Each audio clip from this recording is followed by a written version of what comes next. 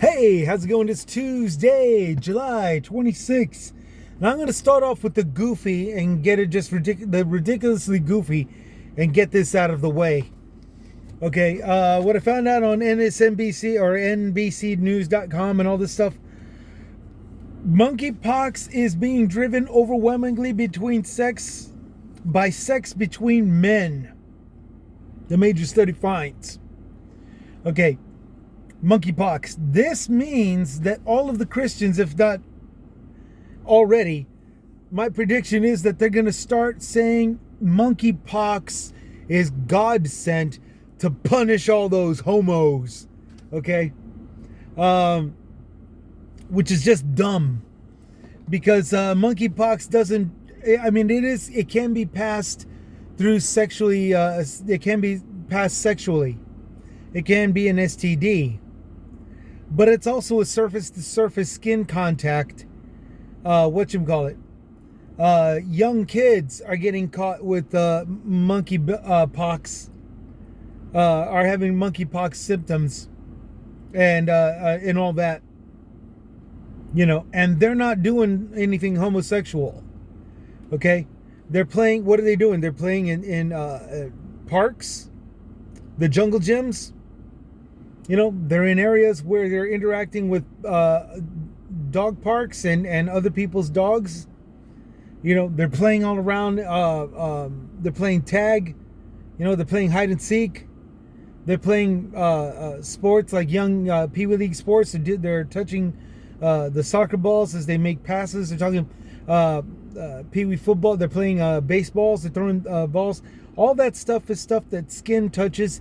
And at the same time, might as well as just be skin to skin contact. I'm an Uber driver, so I'm watching kids in public places touching doors, to gas stations as they go in to use the bathroom, or touching stuff while their mom or dad is, if not both, is walking around getting things, I just got done getting my cup of coffee, and I know there's spilt coffee and sugar and stuff on the counters. A kid that touches sugar, he's probably going to taste it. Kids love sugar. We all love sugar. So it's very, very easy to see how kids can get monkeypox. It's a form of a rash mistaken for chicken pox. But it's monkeypox. Now here's the symptoms. Here's what monkeypox actually does. It starts with an all-over feeling of being ill. You just feel ill all over. Fever and muscle aches develop with flu-like symptoms. But it's not the flu. It's a monkeypox. It's a virus called monkeypox. A blister-like rash begins on the face and starts to spread elsewhere. Okay, that's this thing mistaken for chicken pox. Okay, if sexually acquired, it may begin in the genital or anal areas. And that's referring to the driven overwhelmingly by sex between men.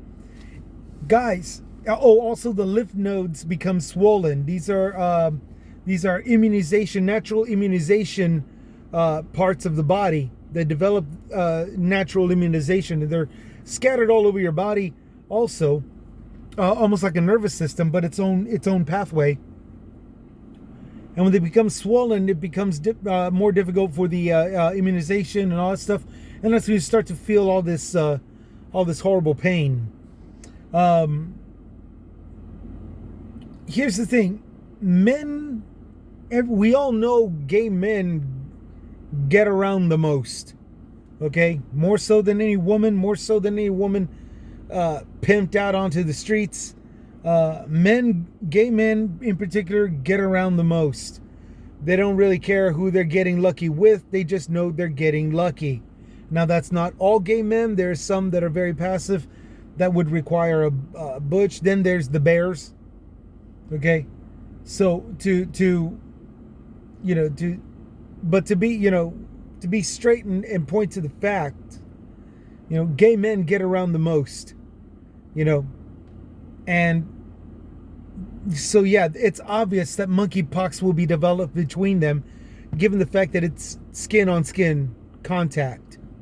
Unlike with the few small number of children that are touching everything and making contact in all, high fives and tag you're it and all this other stuff. Here, catch the ball, catch my Nerf ball or softball or football, or I'm making a pass. I'm gonna throw the ball. Here comes the soccer goal. Make that goal. Kids touch everything. And even still, the majority of the infections of monkeypox comes between men, being with men. And again, it's because they're always getting around. So it's not an STD. It can be an STD, but it's originally still by nature just a virus. And my prediction is that we're going to see a lot of Christians glorify monkey virus. Well, not really glorify it, but they're going to start talking about it soon in our churches, saying that it was sent by God to punish the homosexuals. Now, that's the goofiest crap ever, but I got to get it out of the way. No, still sticking with my favorite quote, it's all about the money, belief is the tool. Sorry about this. It's all about the money, belief is the tool. I have to step outside of Texas. However, it's germane to Texas. It goes hand in hand with what's going on here in my Lone Star State. But we're going over to Florida right now. Inflation has pushed South Florida farmers to the breaking point. Oh no. What does it mean? Well, let's go through this article, okay? Farmers in South Florida are claiming to be hurting like everyone else when it comes to the rising costs of inflation. John Alger, owner of Alger Farms, says it's a struggle to break even for the last 10 years. Even before pandemic, supply chain issues, and inflation. Alger Farms has been operating since the 1930s. His 3-generation farm with sweet corn and green beans stretches for miles and supplies the entire East Coast with its crops. Flavio Carrillo, the director of the Capital Markets Lab at Florida International University, gives an example. For example, gasoline has risen 60% in the last calendar year. The probability of a downturn in the economy over the next 12 months is 48% up from 30% in just the previous month. Sounds serious. Okay, here's the thing. Another prediction, okay? I think this title is going to be called Chris's Predictions. A declaration of emergency will take place, and the Florida governor will be copycatting Gestapo Abbott. Sorry, Governor Greg Abbott here in Texas, the tactics that he does to getting tax-paying dollars to fit the bill, if he's not already doing that. Okay, basically what my Lone Star governor is doing is suing Biden constantly for for money out of the infrastructure free spending bill, the free spending section, which is $550 billion. My Texas governor, Greg Abbott, has already gotten $4 billion just in this year. Well, no, as of last year.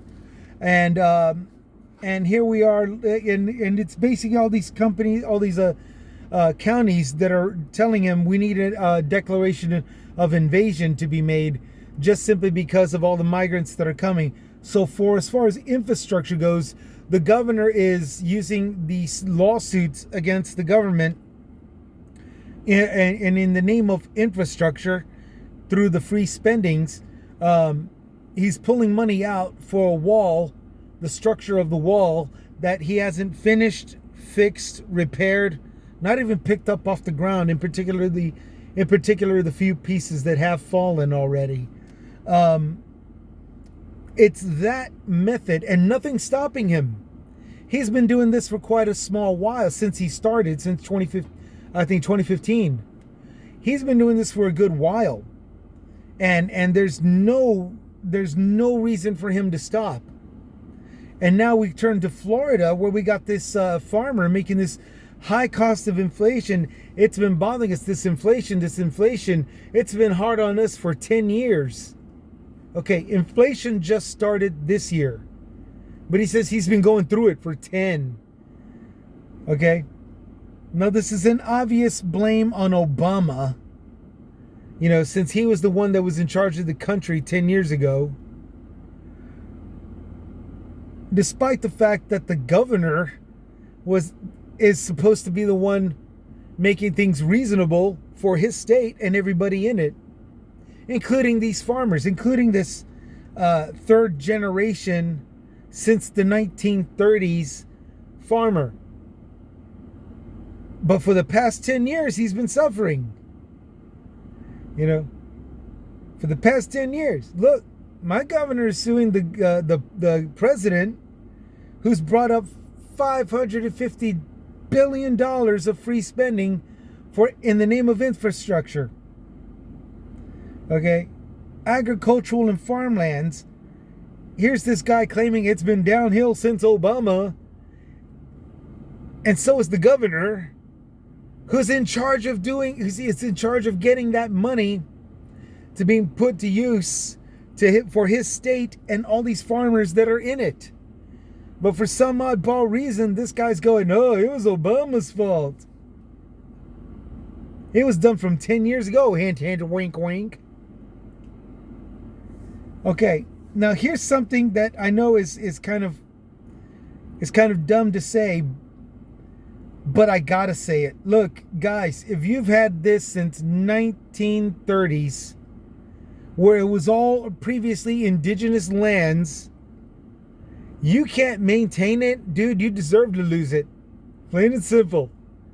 Plain and simple. Your government stole that land for you, and you're not being able to maintain it. Your Texas governor is messing everything up, making you lose it. I say good.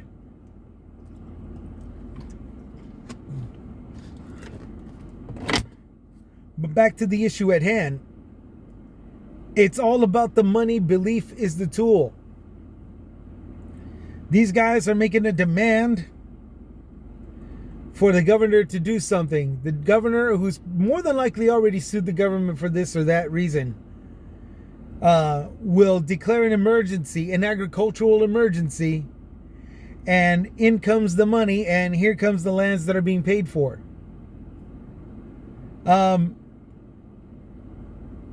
It's just that obvious of a prediction. It's that obvious of a scheme. I can make this prediction. I'm just a rideshare driver with a GED as the only proof of a valid education. And even I can see this. Finally, the last subject of the day, Ghislane, whatever, Maxwell. Her attorneys are appealing the federal government conviction and sentencing, which I think is a big mistake. I think it should be overturned. The attorneys have appealed her conviction for 20 years federal prison sentence, asserting that Maxwell has been a scapegoat for prosecutors in the wake of Epstein's death. Okay? We can't get the sentencing fulfilled. Justice can't be served because Epstein died. We have to take it out on his wife, on Maxwell. No. She's going to federal prison, and she's supposed to be in there for 20 years because she was aiding and abetting Epstein. Okay? It's irrelevant that he's dead now. She was found guilty 5 of 6 federal charges against her. She was sentenced on only 3 counts out of those 5, after the judge agreed 2 of the conspiring counts were she faced were repetitive. Okay, in other words, it's the same thing. This other one, that's, you might as well claim the first one instead, because that's the same thing, and all this other crap. The judge at the time says, okay, that's fine, but at the same time, Allison Nathan, that's the judge, Judge Allison Nathan, she still claims Miss Maxwell is not being punished in the place of Epstein. She's being punished for what she's done. Plain and simple. The Bureau of Prisons website says Maxwell is in the federal detention facility in Brooklyn. Okay. Which I think is okay. I'm not really sure if that's an actual punishment. Aside from being in Brooklyn, the simple fact that, that she's just this high priority that's not getting as many charges put against her and all this stuff. She should be doing the 20 years, though. It's the least she can do. Instead of this bullcrap appeal sentence saying that she's a scapegoat and all this stuff. That's just BS. I hope this Allison Nathan judge stands her ground, and I hope whoever else is in charge next, at the next hearing, stands their ground and making sure that she gets 20 years. She needs to be put in for 20 years. No differently than Epstein. And if she really wants to escape, well, she can do the exact same thing that Epstein did. I really don't think any of us are going to feel cheated if she goes out that way. Just saying. But yeah, this is mostly Chris's predictions episode, where the governor in Florida is copycatting Greg Abbott over here in Texas. All the religious people are going to claim this is God sent. Monkeypox is God sent to punish homosexuals. It makes sense, because this is the same crap that they did back in the 1980s when I was a kid, watching them blame homosexuals for AIDS, and that it was the will of God to have them punish themselves, and anybody else that did anything sexually, what do you call it? Sexually mischievous. Okay. AIDS was the punishment by God, and now it's monkeypox. Monkeypox. Yeah, the governor of Florida is going to be suing in the name of agricultural crisis. That's my prediction.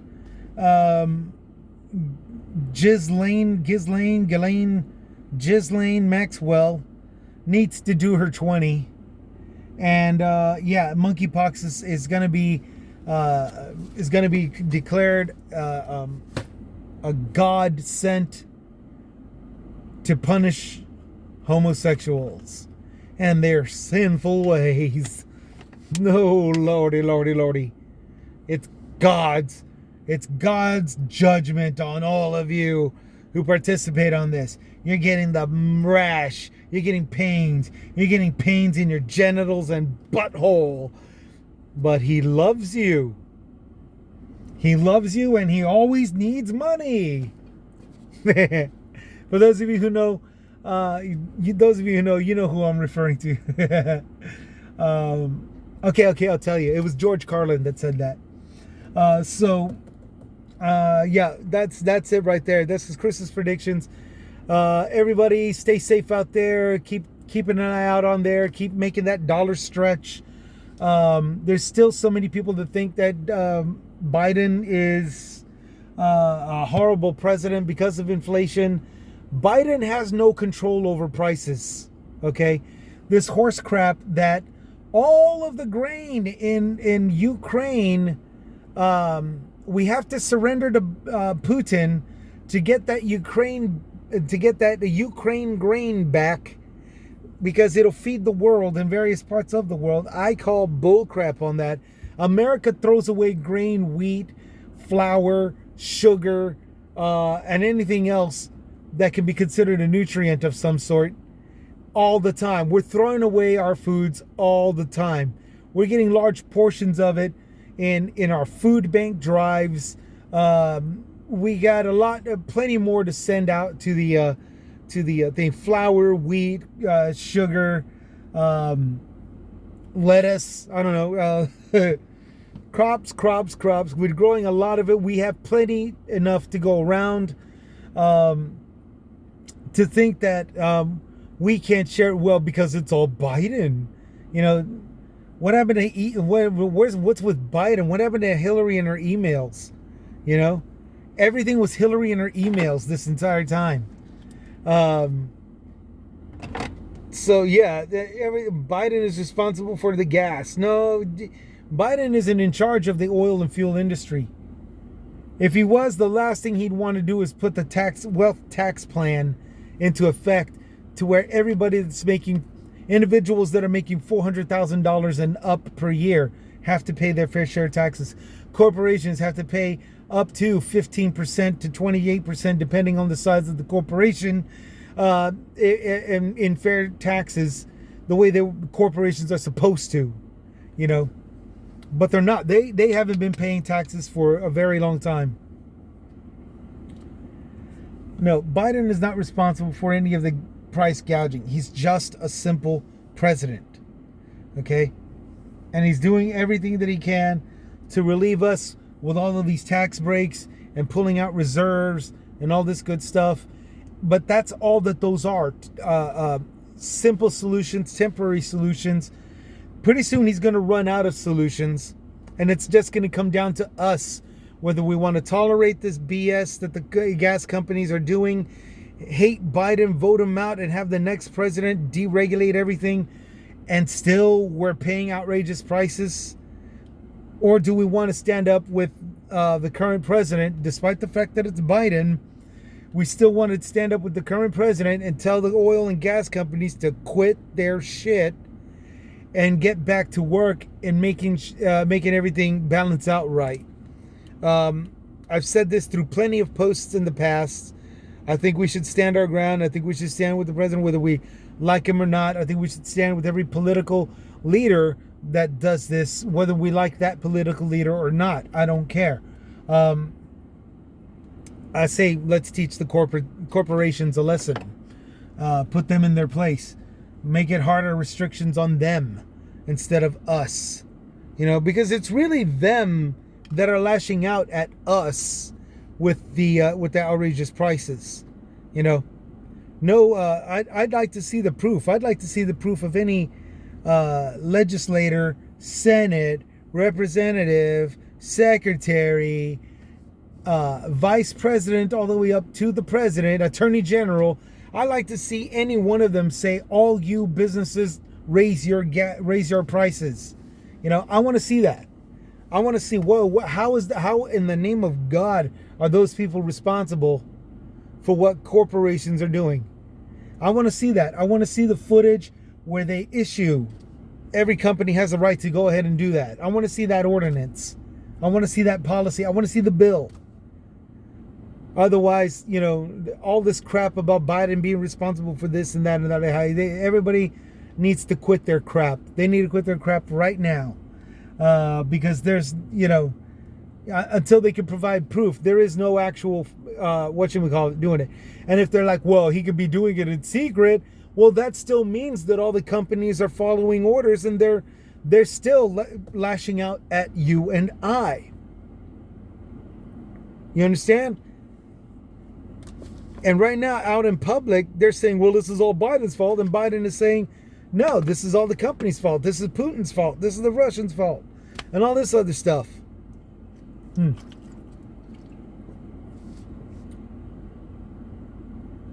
It's got to come to a point to where it's going to be the decision, them or him. And and everybody that stands beside him. I'd prefer we all join him and the companies be told to quit their crap. But that's just me. Right now, Biden is demonized. Corporations are saying that it's all his fault. And for some oddball reason, well, not for some oddball reason, it's because it's my Texas. The majority of my state believes it. It's all about the money. Belief is the tool. They are raking in billions in every quarter year. And the rest of my Texas believes this is all Biden's fault. This is all Biden's fault. Just like the way it was with Hillary. It was all Hillary. Ah, yes, my Lone Star State. All right. Well, y'all take care. Y'all take it easy. This was Chris's predictions. And I don't want to make a prediction on whether or not we side with the companies or the president. I don't want to even look at the possibilities.